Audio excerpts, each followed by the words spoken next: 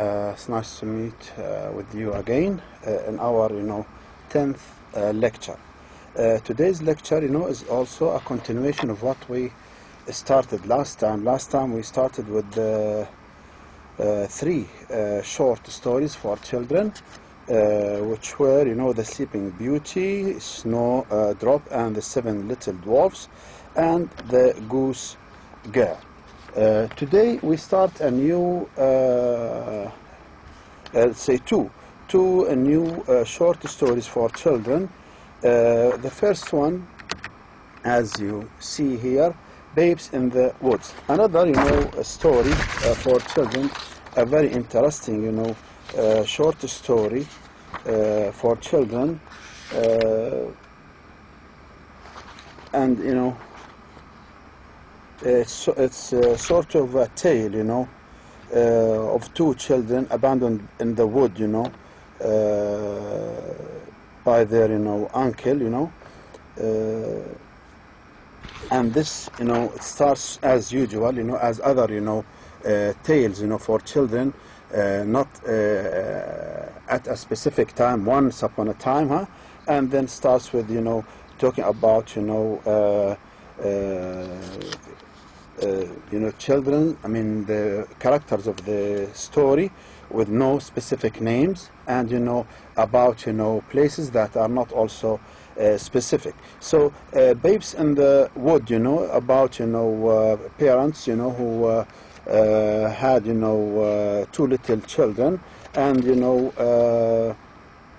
they were about to die, and before death they asked their brother to take care of the two children, and this uncle promised to keep to take good care of the children. And after the death of the parents, he was sort of a greedy person, so he decided to take the wealth of the ladies and to get rid of them first. So he gave them to robbers, and to kill them, and the robbers decided not to kill the two little children, so they left them, and they were about to fight with each other whether to kill or not to kill the children. But then while fighting with each other, the babes, the two little children, escaped, or escaped far away, and then they were alone in the woods, and they were heartbroken. They were just here, as you see, part of having magic things and tales. Two little birds heard them crying, and they began to sing for them. And the little babes, or these children, two little children, died in the wood, and the birds started covering them with branches of trees, and kind of leaves of trees of all kinds, beautiful kinds. And then they were sort of an angel, our angels took them back to heavens, and to join their mother. Okay, that is just a quick brief of Babes in the Wood. And as you see here, it's a traditional tale. So some just one page, one slide of discussion about this short story, said here as it is a traditional children's tale. This traditional tale, first published, as an anonymous, without a specific name of the publisher, broadside ballad, printed by, Thomas Millington in Norwich in 1595. The ballad tells of two small children. Okay, this is also another, brief summary of the story. Here something to remember, that the tale has been reworked and in many forms it frequently appears attributed as a mother goose rhyme. Okay, this is all here an important piece of information, that the tale has been reworked in many forms. It frequently appears attributed as a mother goose rhyme. Okay,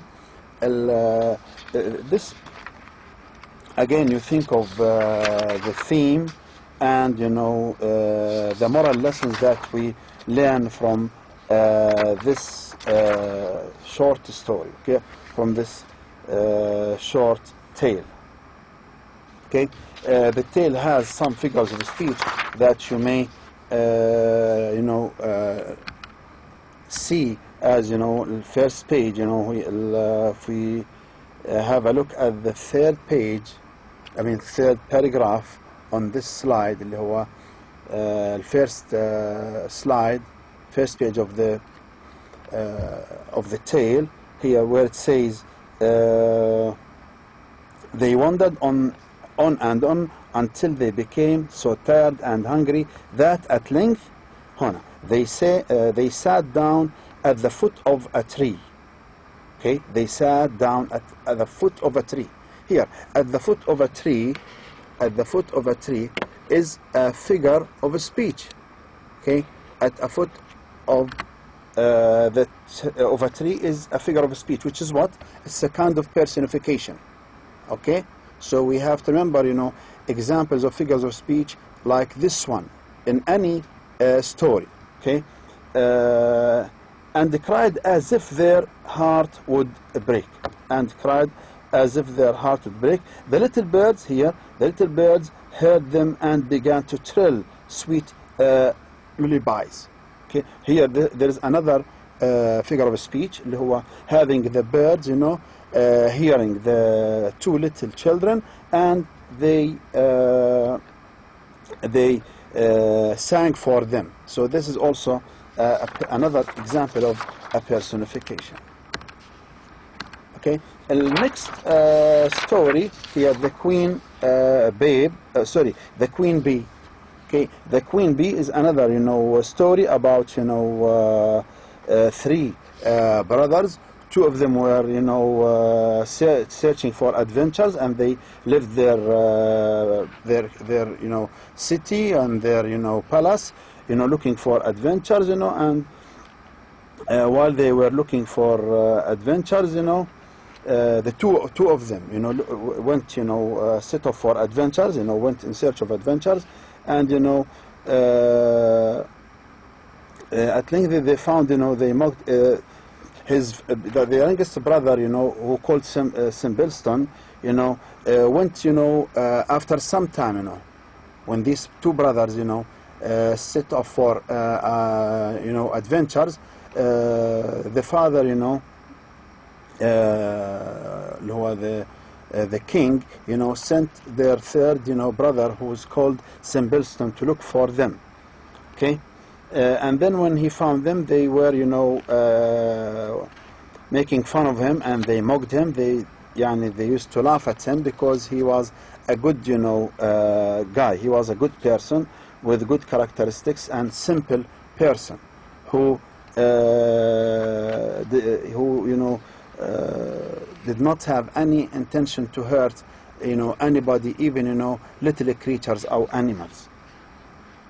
So on the way back, the three of them, traveled back, to their city, and every time, in, let's say, 3 occasions, every time, they come to, let's say, first time they come to an ant hill, and the two brothers, the two elder brothers, wanted to destroy this ant hill. So their little younger, their younger brother Simpleston did not let them do that. Again, on the way to, on the way back home, they also came to a lake with a great number of ducks. These ducks were swimming.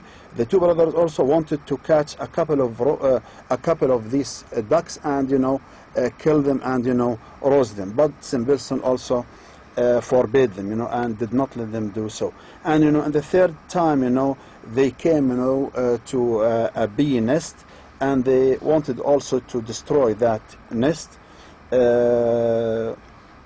and make a fire beneath the tree where the bee's nest, is located. So, but to just bother and suffocate the bees and to bother them, but Simpleton, their younger brother, stopped them from doing that, and asked them to leave these creatures alone and leave them in peace. Okay. So at length, the three brothers, arrived at a castle where stone horses were standing in the stable, and no human being was to be seen as they went, through all the halls until quite at the end, they came to a door in which were three locks. In the middle of the door, however, there was a little pane, an opening through which they could see into the room, and they saw a little gray man, okay, who was sitting at a table, and they called him once, twice, but he did not hear. At last, they called him for the third time. When he got up, he opened the locks, and he came out, and he said nothing. However, conducted them to a handsomely spread table, and when they had eaten and drank, he took each of them to a bedroom. Next morning, the little gray man came to the eldest, beckoned him, and conducted him to a stone table on which there were inscribed three tasks. So they were asked to do three things, and and that was just to make to make the story shorter. He asked them to collect pears, more than 200 pears, and that was changed, made them change to stone. So he asked them to collect the 200 pairs, and it had to be a full, complete number, to be exactly the same, to bring back all of these peers, so these people can change into normal or real people after being changed into stones. Okay, so there were three tasks that they had to do.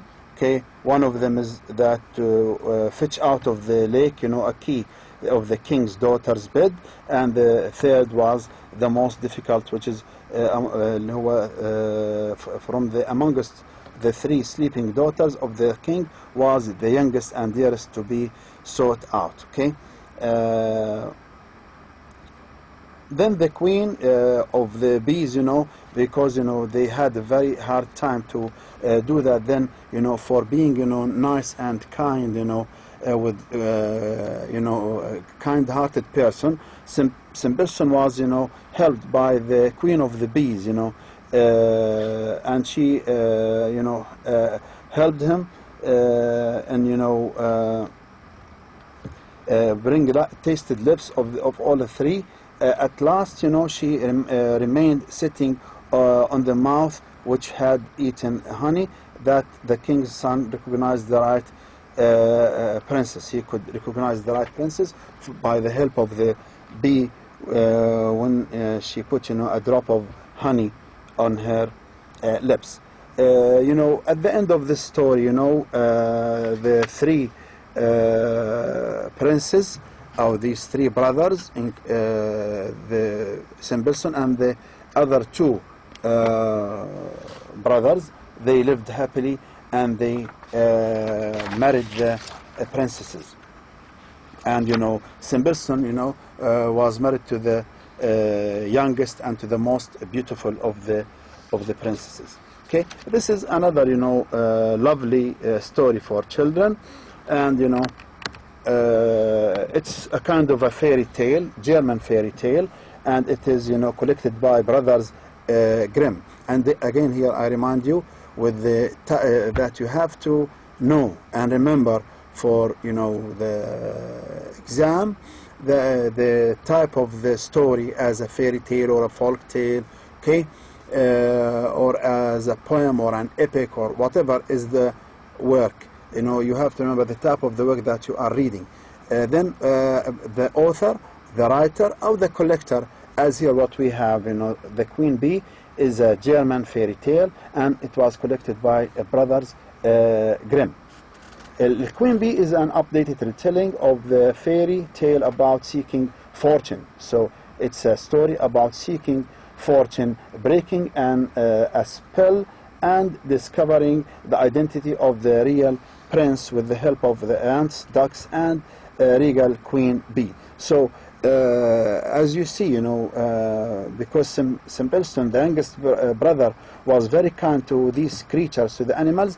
These animals, of course, they kept that favor, and when Simpleton needed them, they came and helped him in, achieving the tasks, and then saving the princesses, the king's daughters.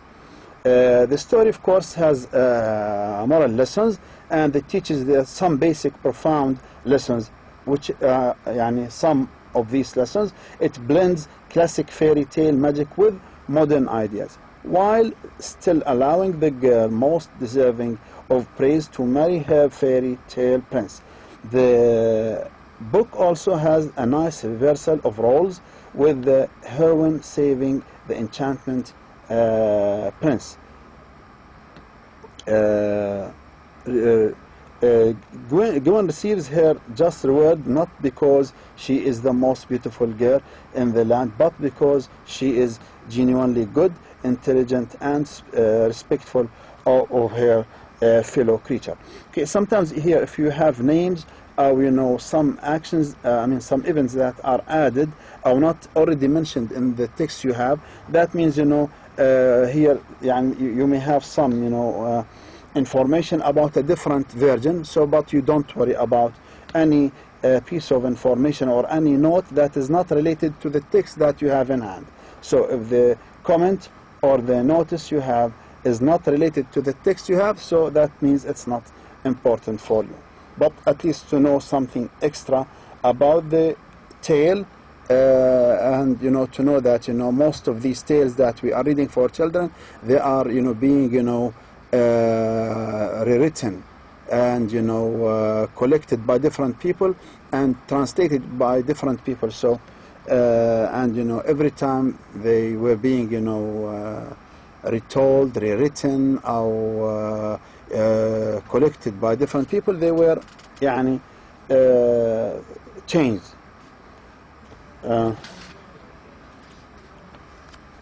This is the timeless folk tale of a young prince who undoes the terrible spell on a castle by accomplishing 3 impossible tasks with the help of some small creatures he saved from cruelty, like the ant, the duck, and the bee. Yet the impossible becomes here another good moral lesson. The impossible becomes possible. The impossible becomes possible with the help of small creatures he rescued from torment. Which is a very good moral lesson for children to teach. That little creatures can be of a lot of use for big people, or for great people. If you are good to small creatures, to animals, they'll be once good for you, and they can be of a lot of help for you. Okay, that is the end of this story. And then for this story there's something extra. Here we have a list of vocabulary that are included in this story and this tale. So you need to know, please, the meaning of each of these words. Of course, in English you might be asked about meanings of words, okay, just to keep in mind. Okay, as you see here, you have wasteful, and then I don't need to read. You can read them by yourselves. And of course, remember that you need to know the meanings of these words in English. Okay. Again, we meet very soon in other lectures, and inshallah in the next live session we'll have a lot of things to discuss about the final exam and what is really important and what is really not important. Okay, thank you very much for today, and that's all for this lecture. Please you contact me anytime through my email, okay, if there are any questions, any comments. Thank you very much. Assalamu alaikum wa rahmatullahi wa barakatuh.